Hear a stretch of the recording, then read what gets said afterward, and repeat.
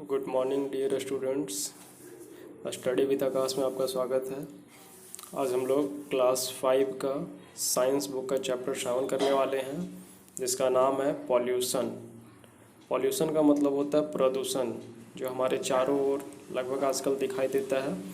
तो उसी चैप्टर के बारे में हम लोग आज स्टडी करेंगे। तो लेट अस लर्न अबाउट में बताया पहला पॉल्यूशन। पॉल्यूशन यानी फर्स्ट में हम लोग पढ़ेंगे जो चैप्टर का नाम है प्रदूषण के बारे में। सेकेंड है green house effect, green house प्रभाव के बारे में पढ़ेंगे। उसके बाद तीसरा टॉपिक है इसका ग्लोबल वार्मिंग, ग्लोबल वार्मिंग। उसके बाद चौथा टॉपिक है hole in the ozone layer, मतलब ओजोन परत में जो छिद्र हो रहा है उसके बारे में पढ़ेंगे। उसके बाद पांचवा टॉपिक पढ़ेंगे द 3 Rs, जिसमें हमारा आता है रीयूज़, रिड्यूस, रिसाइकल। तो ये तीनों आर के बारे में पढ़ेंगे। तो फर्स्ट में हम लोग चैप्टर का देखते हैं कि ये पॉल्यूशन के बारे में क्या बताया है। Our environment consists of everything that surrounds us. Environment means होता है पर्यावरण, और पर्यावरण वही है जो हमारे चारों ओर स्थित है, जिसमें हम सभी आते हैं, चाहे वो पेड़ पौधे हो, चाहे जीव जंतु हो, चाहे छोटे से छोटे प्राणी ही क्यों ना हो, वो सारे के सारे इन्वायरमेंट यानी हमारे पर्यावरण में आते हैं। The air, water, land, plants, animals and all the people around us are a part of our environment. हवा, पानी, भूमि, पौधे, जानवर और यहाँ तक कि हमारे चारों जितने भी लोग नज़र आते हैं वो सारे हमारे पर्यावरण के एक हिस्सा है। यानी यूँ कहा जाए कि हमारे पर्यावरण को बनाने वाले कौन कौन हैं। तो सबसे पहला हमारा एयर, हवा, दूसरा वाटर, जल, तीसरा लैंड यानी भूमि, चौथा प्लांट्स, पौधे, पांचवा animals and all the people, यानी कि यहाँ पे जितने भी लोग धरती पे रहते हैं वो सारे मिल करके हमारे इन्वायरमेंट को बनाते हैं। Your health, development etc depend on the kind of environment you grow up in. और हमारा जो स्वास्थ्य है या हमारा विकास है वो हमारे इन्वायरमेंट यानी वातावरण पे ही निर्भर करता है कि हमारा वातावरण किस तरह का है। अगर हमारा वातावरण सही है, शुद्ध हवा हम लोग को मिल रहा है, शुद्ध पानी मिल रहा है, शुद्ध भूमि है, पेड़ पौधे हैं हमारे चारों ओर, तो हमारा जो है हेल्थ भी अच्छा रहेगा और हमारा शरीर का विकास जो होगा वो भी अच्छा होगा। अगर हमारा ये सारा कुछ सही नहीं है, हवा गंदा है या पानी गंदा है या भूमि गंदा है या पौधे नहीं हैं, तो इससे हमारा हेल्थ भी जो है वो निर्भर करेगा कि वो ख़राब भी हो सकता है। इसलिए हमारे हेल्थ और डेवलपमेंट पे जो है हमारा इन्वायरमेंट बहुत ज़्यादा निर्भर करता है।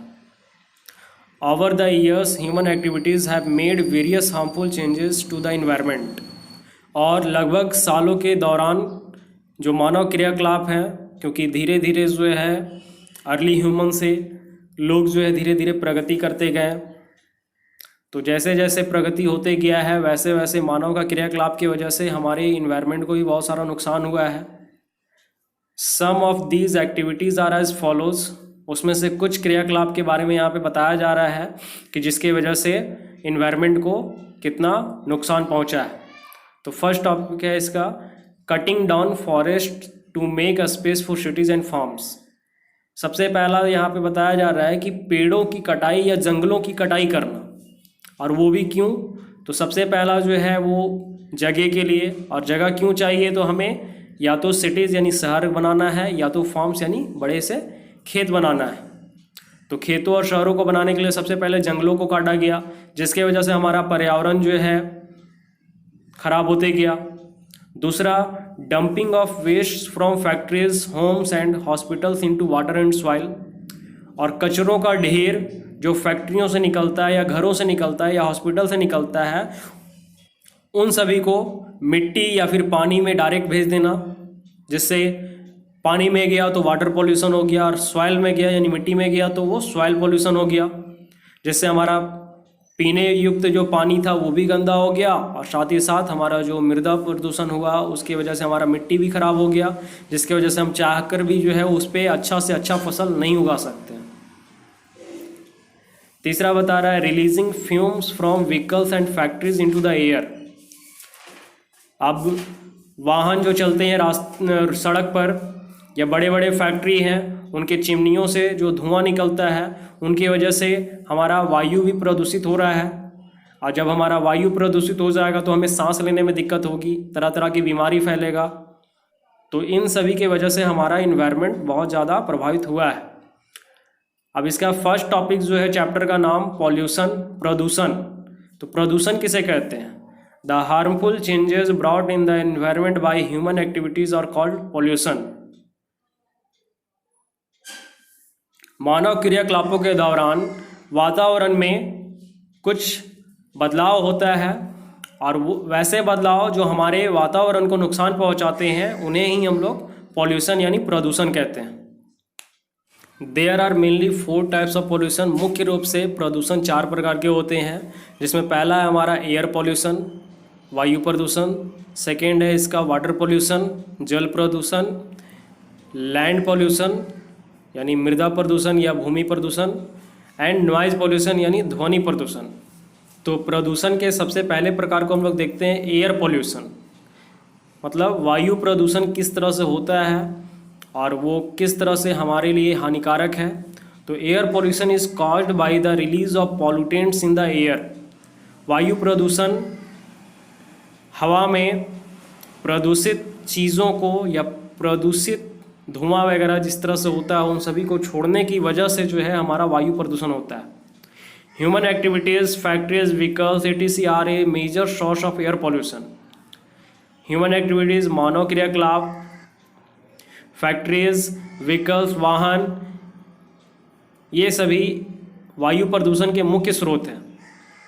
तो ह्यूमन एक्टिविटीज़ यानी कि मानव क्रियाकलाप, जैसे कि मानव जो है बहुत सारे ऐसे काम करता है, जैसे चूल्हा जलाता है खाना बनाने के लिए, तो उसके दौरान क्या होता है कि चूल्हे को जलाने के क्रम में धुआं निकलता है। अब उस धुएं से जो है हमारा एयर जो है वो पॉल्यूट हो जाता है, प्रदूषित हो जाता है। उसके बाद फैक्ट्रीज, बड़े बड़े फैक्ट्रीज होते हैं तो उनमें जो काम किया जाता है उनके दौरान बहुत सारे चीज़ों को जलाया जाता है, जिसके वजह से उनकी चिमनियों से धुआं निकलता है और वो धुआं डायरेक्ट जो है हमारे एयर को पॉल्यूट करता है। उसके बाद व्हीकल्स, कुछ वाहन ऐसे भी होते हैं सड़कों पे चलते हैं जो बहुत सारा धुआं उनसे निकलते रहता है, लेकिन फिर भी लोग उसका मरम्मत नहीं करवाते हैं, जिसके वजह से हमारा एयर पॉल्यूट होते जाता है। Air pollution can lead to irritation in eyes, nose and throat disease like asthma and lung cancer. अब एयर पॉल्यूशन जो है वो हमें सबसे पहले आँखों में चिड़चिड़ाहट यानी आँखों में जलन हो जाएगा। उसके बाद नोज़ एंड थ्रोट यानी गले और नाक में जो है हम लोगों को दिक्कत होगी सांस लेने में। उसके बाद डिजीज़, बीमारी भी कुछ फैलेगा, जैसे कि अस्थमा, जिसको हम लोग दमा बोलते हैं, जो सांस लेने में दिक्कत होता है, खांसी आना शुरू हो जाता है। उसके बाद लंग कैंसर यानी कि फेफड़ों का कैंसर होने का खतरा रहता है, क्योंकि जैसे अगर हम लोग सिगरेट नहीं भी पीते हैं तो भी अगर हम लोग उसके सामने रहते हैं तो वो धुआं हमारे नाक से जब हमारे लंग्स तक पहुंचता है तो हमें भी कैंसर होने का खतरा हो सकता है। तो इस क्रम में अगर सड़कों पर इतना सारा धुआं अगर निकलेगा तो उससे भी हमें जो है लंग कैंसर हो सकता है। अगला इसका है वाटर पॉल्यूशन, जल प्रदूषण किस प्रकार होता है? The contamination of water in the water bodies such as, water bodies का मतलब हो गया जलाशय। तो बड़े बड़े जलाशयों में जो मैलापन यानी पानियों में जो मैलापन होता है, जैसे तो वाटर बॉडीज़ में जैसे कि हमारा रिवर्स, नदी है, लेक्स, झील है, पॉन्ड्स, तालाब, ओशियंस, महासागर, ये सभी जगहों पे अगर मैला पानी छोड़ दिया जाए तो ये सारे जो इनमें पानी है वो सब के सब गंदे हो जाएंगे और जिनकी वजह से हमारा वाटर पॉल्यूशन यानी जल प्रदूषण होगा।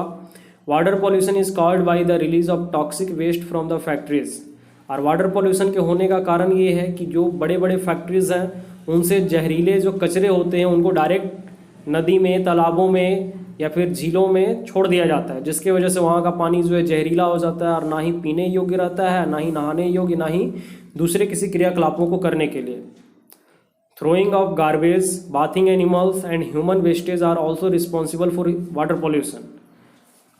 और वाटर पोल्यूशन के और भी जिम्मेवार हैं, जैसे कचरों को फेंकना, जानवरों को नहलाना और ह्यूमन वेस्टेज यानी मानव का जो कचरा होता है मल मूत्र त्याग करना, जिसके वजह से भी जो है वाटर पॉल्यूट होता है।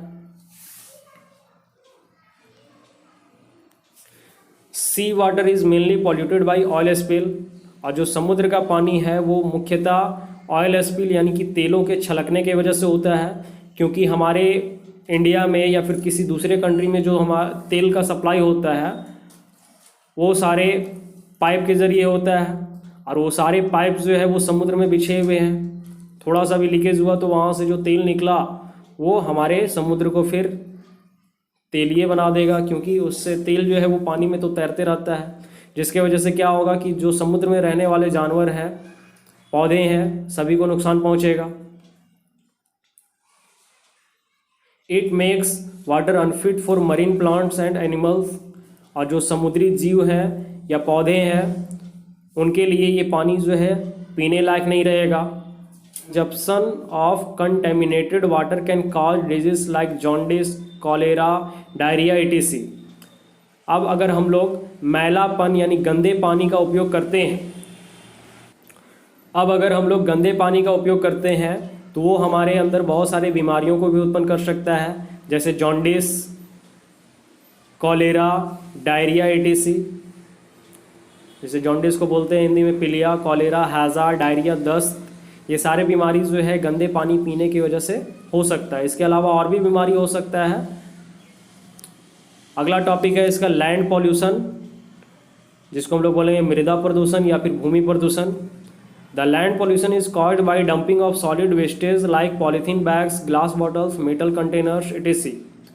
भूमि प्रदूषण होने का मुख्य कारण ये है कि जो ठोस कचरे होते हैं, जैसे कि पॉलीथीन बैग्स, पॉलीथीन के बारे में सभी जानते हैं कि पॉलीथीन ना तो गलता है ना ही सड़ता है, वो हमारे पर्यावरण को जो है वो दिन प्रतिदिन गंदा करता जाता है, क्योंकि इसको सालों साल भी हम लोग अगर धरती के नीचे दबा दें तो भी ये कुछ नहीं होने वाला है।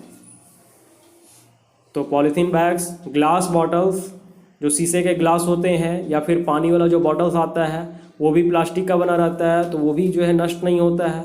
उसके बाद मेटल कंटेनर्स, जो धातुओं के बर्तन होते हैं, चाहे वो सिल्वर का हो, चाहे गोल्ड का हो, चाहे स्टील का हो, चाहे टीन का हो, चाहे जिस भी चीज़ का हो, जो भी धातु का हो, वो भी हमारे पर्यावरण को थोड़ा बहुत तो नुकसान पहुंचाता ही है। Excessive use of insecticides and pesticides by the farmers also cause land pollution, और अत्यधिक मात्रा में किसानों के द्वारा कीटनाशक दवाइयों का उपयोग करना भी जो है हमारे लैंड पॉल्यूशन का एक कारक है, क्योंकि किसान जो है वो अपने फसल को तैयार करने के लिए बहुत सारे कीटनाशक दवाइयों का उपयोग करता है, जिसके दौरान कीटनाशक दवा जो है वो मिट्टी में तो जाते हैं, साथ ही साथ अगर कभी बारिश वगैरह होता है तो वो बह करके नदियों में भी चले जाते हैं, तो इससे जो है नदी का पानी भी दूषित हो गया, और साथ ही साथ हमारा जो भूमि में हम लोग कीटनाशक दवा का ज़्यादा यूज़ किए तो वो भी जो है भूमि बंजर हो गया धीरे धीरे। Land pollution makes the soil infertile, और भूमि प्रदूषण जो होता है वो मिट्टी को अनुपजाऊ बना देता है, यानी उसमें खेती करने लायक कुछ भी अब नहीं बचता है। इसीलिए किसानों को कम से कम इंसेक्टिसाइड्स या पेस्टिसाइड्स का यानी कीटनाशक दवाओं का उपयोग करना चाहिए। It adversely affects the growth of plants, it adversely affects the growth of the plants, और ये मुख्य रूप से पौधों की वृद्धि को प्रभावित करता है, क्योंकि अगर मिट्टी जो है वो फर्टाइल नहीं रहेगी, इनफर्टाइल हो जाएगी, तो उसमें हम कैसा भी पौधा लगा दें वो सही तरीके से विकास नहीं कर पाएगा, वृद्धि नहीं कर पाएगा।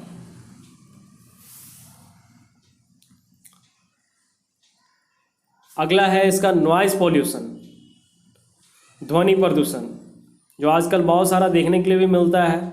लोग डीजे बजाते हैं तो इतना साउंड दे करके बजाते हैं, या फिर चोंगे पे आवाज़ आता है तो बहुत ज़ोर से आवाज़ आता है, जिसकी वजह से सामने बैठे लोग जो है एक दूसरे से बात भी नहीं कर सकते हैं, और बहुत ज़्यादा अगर साउंड दे दिया जाता है तो लोगों को परेशानी भी होती है।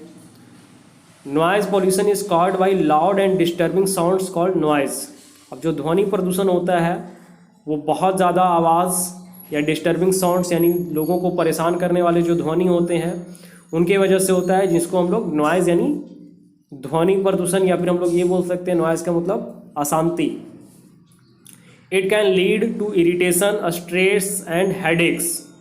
और बहुत ज़्यादा नॉइज़ पॉल्यूशन होने की वजह से लोगों में इरिटेशन यानी चिड़चिड़ाहट, स्ट्रेस यानी परेशान, चिंतित, और हेडेक्स यानी सिरदर्द जैसी समस्याएं उत्पन्न हो सकती हैं। It can also lead to deafness in the long run.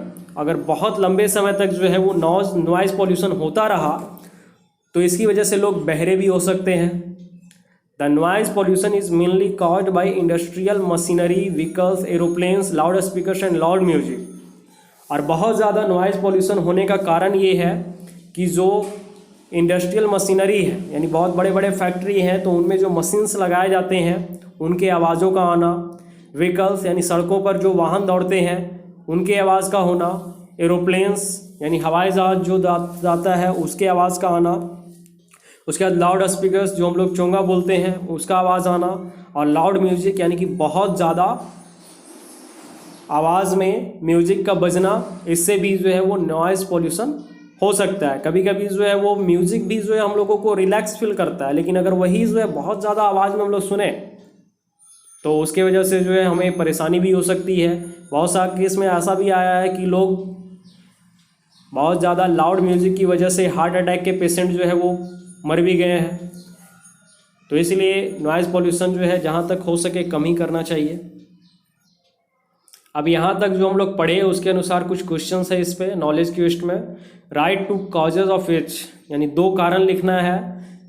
4 topic जो हम लोग पढ़े, air pollution, second water pollution, तीसरा लैंड पॉल्यूशन, चौथा नॉइज़ पॉल्यूशन। तो सबसे पहले एयर पॉल्यूशन का हम लोग 2 कारक लिखेंगे जिसके वजह से एयर पॉल्यूशन होता है। तो इसमें पहला हम लोग लिख सकते हैं व्हीकल्स यानी जो सड़कों पर वाहन चलते हैं उनसे जो धुआं निकलता है उसके वजह से एयर पॉल्यूशन होता है। दूसरा बड़े बड़े जो फैक्ट्रीज़ हैं उनसे धुआं निकलता है तो उसके वजह से भी हमारा एयर पॉल्यूशन होता है। दूसरा पूछा है वाटर पॉल्यूशन, तो वाटर पॉल्यूशन का कारण क्या है? तो सबसे पहले रिवर नदी का गंदा हो जाना, और दूसरा लेक्स यानी झीलों का गंदा हो जाना। तीसरा है लैंड पॉल्यूशन यानी मृदा प्रदूषण, तो जिसमें पहला है मेटल यानी जो धातु के बर्तन होते हैं उनके वजह से लैंड पॉल्यूशन होता है। दूसरा बॉटल्स यानी किसी भी तरह का वो प्लास्टिक का हो चाहे शीशे का हो, वो सारा बॉटल फेंकने के बाद जो है वो लैंड पॉल्यूशन होता है। 4 है नॉइज़ पॉल्यूशन यानी ध्वनि प्रदूषण, जिसके कारक है एरोप्लेन्स यानी हवाई जहाज़ों से निकलने वाला आवाज़, और दूसरा व्हीकल्स यानी वाहन से निकलने वाला आवाज़। अब इसका सेकेंड टॉपिक हम लोग देखते हैं ग्रीन हाउस इफेक्ट। जो ग्रीन हाउस प्रभाव जो है उसके बारे में देखते हैं। The earth is enveloped by A blanket of gases called atmosphere. जो हमारा पृथ्वी है वो गैसों के चादर या गैसों के कंबल से ढका हुआ है, जिसे हम लोग एटमॉस्फेयर यानी वातावरण कहते हैं। यानी सिंपल सा भाषा हम लोग बोल सकते हैं कि वातावरण वह है जो गैसों की कंबल से हमारे पृथ्वी को ढके हुए। Some of these gases like carbon dioxide, methane and water vapor have the property to trap the sun's heat.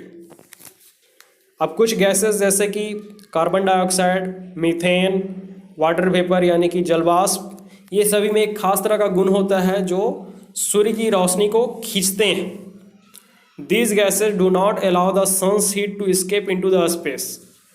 और ये सभी गैसेस जैसे कार्बन डाइऑक्साइड है, मीथेन है, वाटर वेपर है, तो ये सारे गैसेस जो है सूर्य की रोशनी को वापस अंतरिक्ष में नहीं जाने देते, यानी उनको वापस अंतरिक्ष में जाने से रोकते हैं। This heat keeps the earth warm, और इसी वजह से ये जो हीट है, गर्मी है, वो पृथ्वी को और ज़्यादा गर्म कर देता है, क्योंकि जो गैस है वो वापस अंतरिक्ष पे जा नहीं पाता है, जिसके वजह से हमारे पृथ्वी का तापमान धीरे धीरे और बढ़ते जाता है। This effect is called greenhouse effect and these gases are called greenhouse gases.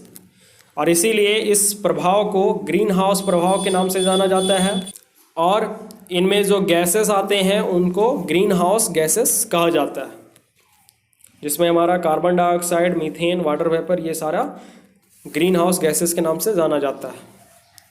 अब इसका अगला टॉपिक है ग्लोबल वार्मिंग।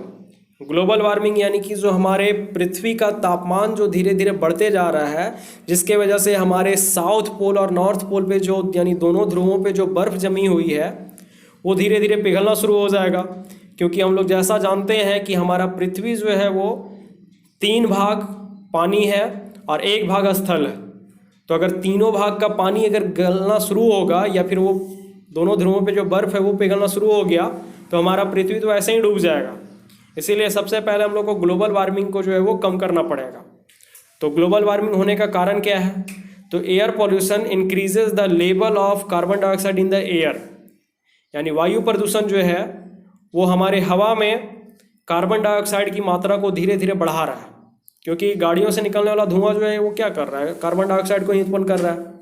तो जिसके वजह से हमारे हवा में जो है वो कार्बन डाइऑक्साइड का मात्रा बढ़ रहा है। The effect of it is that atmosphere retains more of the heat of sunlight. और इसका प्रभाव ये हो रहा है कि हमारे वातावरण में सूर्य का रोशनी जो है वो आने की वजह से और कार्बन डाइऑक्साइड गैस की मात्रा बढ़ने की वजह से गर्मी ज़्यादा बढ़ रही है। दिस में result in increase in the temperature of the atmosphere. और इसका परिणाम यह हो रहा है कि हमारे वातावरण में दिन ब दिन टेम्परेचर जो है बढ़ता ही चला जा रहा है, जिसके वजह से अभी जो गर्मी महसूस कर रहे हैं हम लोग, वो कुछ सालों पहले इतना गर्मी नहीं हुआ करता था जितना कि अभी हम लोग महसूस कर रहे हैं। तो इसका कारण यही है कि जंगलों की कटाई ज़्यादा से ज़्यादा हो रही है, लोग एयर पॉल्यूशन ज़्यादा कर रहे हैं, जिसके वजह से टेम्परेचर बढ़ते जा रहा है। This is called global warming, और इसी को हम लोग ग्लोबल वार्मिंग कहते हैं, यानी पृथ्वी के टेम्परेचर का बढ़ना ग्लोबल वार्मिंग कहलाता है। अब इसका अगला टॉपिक है hole in the ozone layer, मतलब ओजोन परत में छिद्र होना। Certain pollutant gases affect the ozone layer in the upper atmosphere. और इस तरह के जो प्रदूषित गैसें हैं वो हमारे वातावरण के जो सबसे ऊपरी हिस्से का, यानी ऊपरी सतह जो है ओजोन लेयर, उसको प्रभावित कर रहा है। You already know that the ozone layer protects us from ultraviolet rays, which are harmful rays present in sunlight.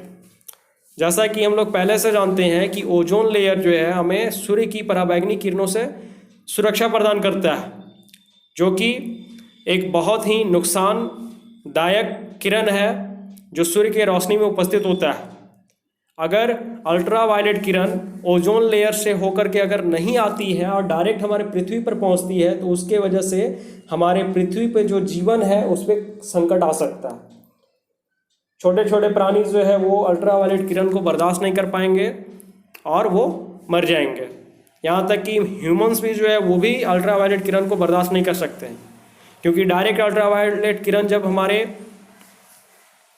पृथ्वी पे आएगा तो लोगों में चर्म रोग यानी चमड़े से संबंधित रोग होना शुरू हो जाएगा, जिसके वजह से वो चमड़े को खुजाते खुजाते मर जाएंगे। Certain human activities have called a hole in this layer and we are now at a greater risk. और अभी जो मानव के द्वारा क्रियाकलाप किए जा रहे हैं, जो कार्य किए जा रहे हैं, तो ओजोन लेयर में छिद्र होने का मुख्य कारण यही है, मानव द्वारा क्रियाकलाप जो किया जा रहा है, और जिसके वजह से हम लोग आने वाले समय में बहुत बड़े खतरे में पड़ सकते हैं। CFCs और chlorofluorocarbons are the substances which are mainly responsible for this. और ओजोन लेयर में छिद्र होने का सबसे मुख्य जिम्मेवार जो गैस है वह है क्लोरोफ्लोरोकार्बन्स, जिसका शॉर्ट फॉर्म है CFCs। These are widely used in air conditioners, refrigerators and other industrial processes। और ये क्लोरोफ्लोरोकार्बन्स का सबसे ज़्यादा व्यापक रूप से अगर उपयोग किया जा रहा है तो वो सबसे पहला हमारा जो एयर कंडीशनर्स यानी कि AC जो आता है उसमें सबसे ज़्यादा क्लोरोफ्लोरोकार्बन गैस का उपयोग किया जाता है। रेफ्रिजरेटर्स यानी जो हम लोग फ्रीज यूज़ करते हैं उसमें भी जो है क्लोरोफ्लोरोकार्बन का यूज़ किया जाता है। और साथ ही साथ जितने भी तरह के इंडस्ट्रियल प्रोसेस है, यानी कि बड़े बड़े फैक्ट्रियों के जितने भी उद्योग हैं उनमें जो प्रोसेस होता है उनके दौरान भी जो है CFCs यानी क्लोरोफ्लोरोकार्बन का उपयोग किया जाता है। अब अगर हमारा पर्यावरण जो है प्रदूषित हो रहा है दिन प्रतिदिन, तो उसको कैसे हम लोग कंट्रोल कर सकते हैं, कैसे उसका सुरक्षा कर सकते हैं या प्रदूषण से हम लोग बच सकते हैं। तो व्हाट कैन बी डन, अब क्या किया जा सकता है? तो we have now started taking measures to save our natural resources. हम लोगों को कुछ मापदंड यानी कुछ कदम उठाने पड़ेंगे जिससे हम लोग अपने प्राकृतिक स्रोतों को बचा सकते हैं। But a lot more has still to be done. लेकिन यहाँ पे जितना बताया गया उससे भी ज़्यादा हम लोग को करने की ज़रूरत है। तो सबसे पहला हम लोग को काम करना है, cutting down of trees is being reduced and more trees are being planted to conserve soil and wildlife. सबसे पहला हम लोग को पेड़ों की कटाई पर रोक लगाना पड़ेगा या फिर पेड़ों की कटाई कम से कम करनी पड़ेगी और ज़्यादा से ज़्यादा पेड़ लगाना पड़ेगा जिससे हमारा मिट्टी यानी मृदा और वाइल्ड लाइफ यानी जंगली जानवरों का जीवन बच सके। Organizations such as the World Wildlife Fund (WWF) and the International Union for the Conservation of Nature and Natural Resources (IUCN) encourage people to save forests and wildlife। अब कुछ संस्थाएं हैं जैसे कि पहला वर्ल्ड वाइल्ड लाइफ फंड जिसको हम लोग शॉर्ट में बोलेंगे WWF, और दूसरा संस्था है international union for the conservation of nature and natural resources जिसको शॉर्ट में हम लोग बोलेंगे IUCN। तो ये दो संस्थाएं मिल करके लोगों को जागरूक कर रही है कि वो जंगलों को बचाएं और साथ ही साथ जंगली जानवरों को भी बचाएं, क्योंकि अगर हम लोग जंगल को काटते हैं तो सबसे पहले हम लोग जंगली जानवरों का आवास छीन लेते हैं। क्योंकि अगर कोई हमारे घर ही आ करके हमको बोले कि नहीं तुम्हारा ये घर नहीं है, तुम्हारे घर को ही तोड़ दिया जाए, तो उस समय हम लोग को जितना बुरा लगेगा उसी तरह जो है जंगली जानवरों को भी बुरा लगता है। वो भी अपने आप में सोचते हैं कि मनुष्य जो है वो क्यों हमारे घरों को छीन रहा है। तो अगर हम लोग उसके घरों को छीनेंगे तो फिर वो शहर की ओर गांव की ओर प्रस्थान करेंगे, जिसके वजह से फिर उनको भी खतरा है, साथ ही साथ मनुष्यों को भी खतरा है।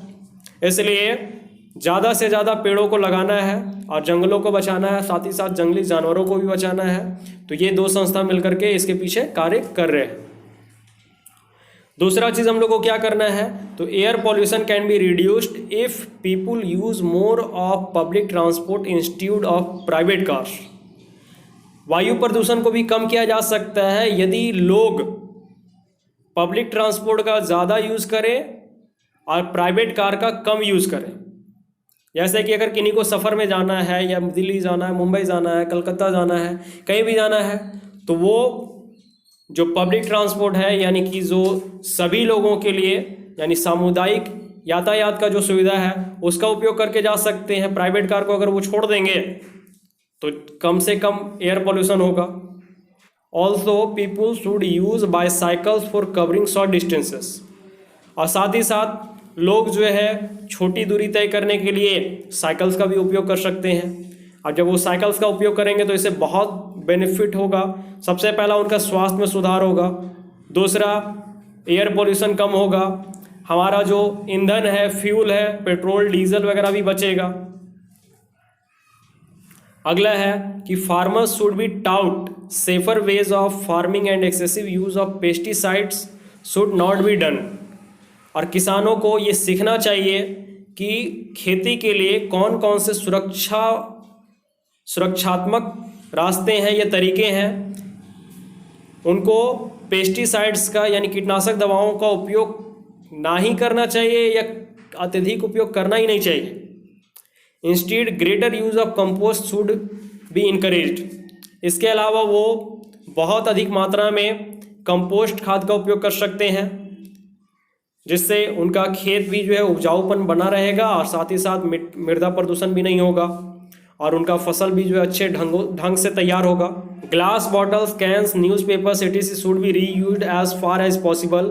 और जहाँ तक संभव हो ग्लास बॉटल्स या कैन या न्यूज़पेपर का रीयूज़ यानी पुनः उपयोग करना चाहिए। अब ग्लास बॉटल का हम लोग कुछ भी बना करके पेन स्टैंड वगैरह यूज़ कर सकते हैं। कैंस है तो उसको कबाड़ी वाले को अगर हम लोग दे देंगे तो वो पुनः उपयोग वहाँ पे हो जाएगा, वो कंपनी में भेज देगा, कंपनी फिर उसको बना करके हमारे पास भेजेगी। न्यूज़पेपर है तो हम लोग उसका पुनः उपयोग किस तरह से कर सकते हैं, कॉपी किताब पे कवर लगा सकते हैं या फिर उससे जो हम लोग फ़ोटो फ्रेम वगैरह बना सकते हैं, या फिर किसी भी चीज़ को पैकिंग करना है तो उसमें हम लोग पेपर का यूज़ कर सकते हैं, जिससे हमारा वो वेस्ट भी नहीं होगा और पुनः उसका उपयोग भी हो जाएगा। They should be recycle to make other things, और साथ ही साथ हम लोग इसका दूसरे चीज़ों को बनाने के लिए भी जो है उपयोग कर सकते हैं। अब इसका लास्ट टॉपिक है द 3 R's। इन 3 R को हम लोगों को याद भी रखना है, क्योंकि यही 3 R के वजह से जो है हमारा पर्यावरण बच सकता है। तो पहला है रिड्यूस यानी कम उपयोग करना, दूसरा रीयूज पुनः उपयोग करना, और तीसरा है रिसाइकल यानी पुनर्चक्रण करना यानी फिर से उसका निर्माण करना। तो रिड्यूस में बताया है reduce when ever possible the use of electricity, water, fossil fuels, paper, polybags and plastics. अब कम उपयोग जहाँ तक संभव हो, इलेक्ट्रिसिटी का सबसे पहले, बिजली का जो है वो कम उपयोग करना है, क्योंकि बहुत से ऐसे लोग होते हैं कि घरों में रहते भी नहीं हैं, फिर भी सारा कमरे का लाइट चालू करके छोड़ के चले जाते हैं, सारा रूम का फैंस चालू करके चले जाते हैं, जिससे क्या हो रहा है कि बिजली का जो है वो ज़्यादा उपयोग हो रहा है। तो वहाँ जहाँ तक संभव हो वहाँ कम उपयोग करना है, क्योंकि अगर हम लोग ज़्यादा उपयोग करेंगे तो पता चलेगा कि जो बिजली हमें 4 घंटा मिल रही थी वो अब 3 घंटा ही मिलेगी। दूसरा वाटर, पानी का भी कम उपयोग करना है। कुछ लोग क्या करेंगे कि बाइक वगैरह या कार वगैरह धोना है तो तुरंत पाइप लेके निकल जाएंगे, जैसे उनके कुआं में बहुत सारा पानी है, तो इससे जो है पानी का भी ज़्यादा खपत होगा। तो इसलिए हम लोग को जहाँ तक संभव हो पानी का भी कम उपयोग करना है। जो पाइप की जगह हम लोग यूज़ कर सकते हैं, बाल्टी वगैरह में पानी भर के यूज़ कर सकते हैं उसको। तीसरा इसका है फॉसिल फ्यूल्स, जीवाश्म ईंधनों का जो है कम से कम उपयोग करना है। उसके बाद पेपर का भी कम से कम उपयोग करना है, क्योंकि पेपर को बनाने के लिए भी जो है पेड़ों की कटाई की जाती है। अगर हम लोग पेपर कम उपयोग करेंगे, आजकल तो ऑनलाइन सारा काम होने लगा है, पेपर का तो काम ज़्यादा पड़ता ही नहीं है। तो अगर हम लोग ऑनलाइन ज़्यादा काम करेंगे तो पेपर का काम कम पड़ेगा, और फालतू पेपर तो बर्बाद ही नहीं करना है। उसके बाद पॉली बैग्स यानी प्लास्टिक वाले जो थैले आते हैं उनका कम से कम उपयोग करना है, क्योंकि प्लास्टिक जो है ऐसा पदार्थ है जो ना गलता है ना सड़ता है, कभी नष्ट नहीं होता है।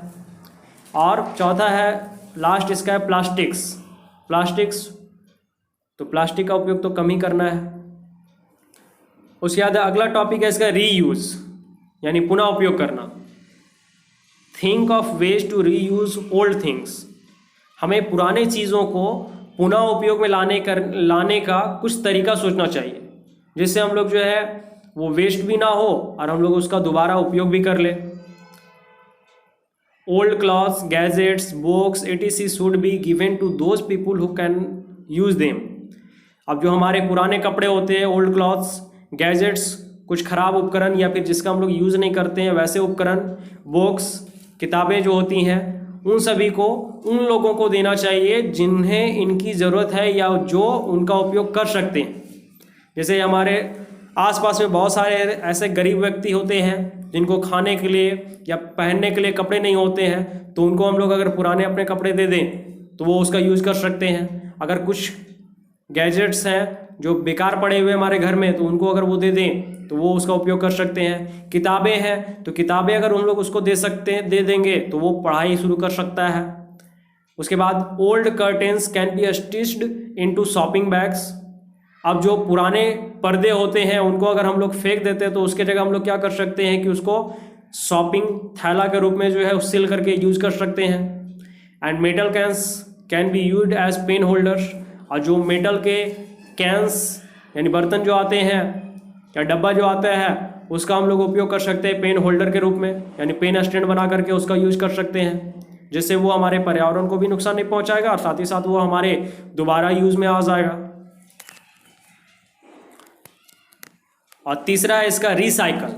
जहाँ तक संभव हो हम लोगों को पुनर्चक्रण करना है, यानी उसका फिर से निर्माण करना है। All the used and discarded paper, glass, plastics and metallic things can be recycled so as to ensure that they are not thrown away। अब बहुत से ऐसे चीज़ हैं जिनका उपयोग यानी फिर से निर्माण करके उपयोग किया जा सकता है, जैसे डिस्कार्डेड पेपर यानी जो बेकार का पेपर होता है, तो उसको अगर हम लोग कबाड़ी वाले को दे देते हैं तो कबाड़ी वाला उसको फैक्ट्री में पहुंचा देगा। फैक्ट्री में जाने के बाद उसका फिर से निर्माण होगा। उसके ग्लास को भी हम लोग कबाड़ी वाले को दे सकते हैं, जिससे वो फिर से उसको फैक्ट्री में भेज करके उसका फिर से निर्माण करवा सकता है। प्लास्टिक्स है तो प्लास्टिक्स को भी हम लोग फेंक करके ना उसको जमा करें, उसका हम लोग कुछ घर में डेकोरेटिव चीज़ बनाने में कर सकते हैं। उसके बाद मेटालिक थिंग्स, जो धातु से बने वस्तु होते हैं, उनका भी रिसाइकल हो सकता है। अगर हम लोग उसको, जो मेटल से संबंधित दुकान है जो पुराने बर्तनों को खरीदता है, उनको अगर हम लोग दे दें तो वो फिर उसको फैक्ट्री में भेज करके उसको गला करके फिर से एक नए सांचे में ढाल करके हमको जो है वो बर्तन बना करके दे सकता है। तो इसलिए ये सारे चीज़ जो है वो पुनः निर्माण किए जा सकते हैं, इसलिए इन चीज़ों को फेंकना नहीं चाहिए।